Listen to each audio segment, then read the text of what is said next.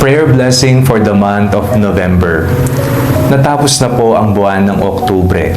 Kumusta po ang naging mga araw ninyo? Tayo po ay magpasalamat sa Diyos sapagkat nakita po nating hindi tayo pinabayaan ng ating Panginoon. Sa panibagong buwan ng Nobyembre, atin pong ipagdasal ang lahat ng ating mga intensyon at ang mga kahilingan ng mga taong nagpapadasal po sa atin. Habang tayo po ay nagdarasal, isipin po ninyo, ano ang aking kailangan at ipagdarasal sa panibagong buwan ng Nobyembre? Sa ngalan ng Ama, ng Anak, at ng Espiritu Santo. Amen. Mapagmahal na Ama, kami po ay lubusang nagpapasalamat sapagkat hindi niyo po kami kinalimutan at pinabayaan sa nakalipas na buwan ng Oktubre. Nakita po namin kung paano gumalaw ang iyong mapaghimalang kamay sa aming buhay. Patawad po, Panginoon, sa mga pagkakataong kami po ay hindi sumunod sa iyong banal na katuruan, sa mga kasalanan ng aming nagawa at sa mga bagay na gagawin sana namin ngunit hindi namin ginawa. Ngayong panibagong buwan ng Nobyembre, hinihiling po naming bigyan niyo po kami ng ibayong lakas upang makayanan namin ang lahat ng mga pagsubok na aming kakaharapin sa buhay. Alam po namin hindi niyo po kami pababayaan at ipagkakaloob ang hinihingi ng aming mga puso.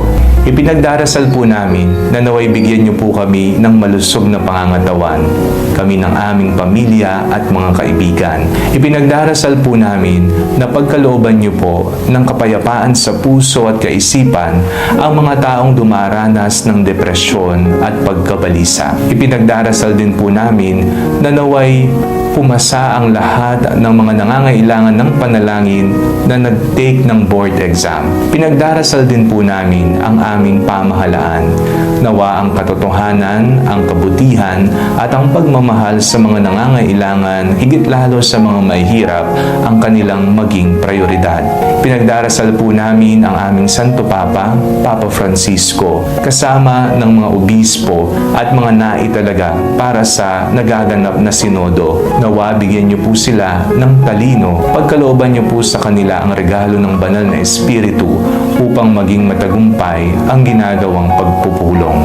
Ipinagdarasal po namin ang aming mga sarili, nawa piliin namin palagi ang landas ng kabanalan. Piliin namin palagi ang turo ni Jesus sa aming buhay.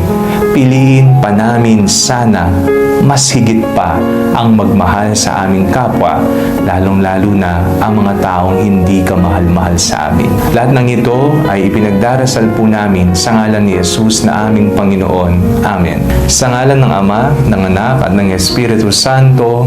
Amen.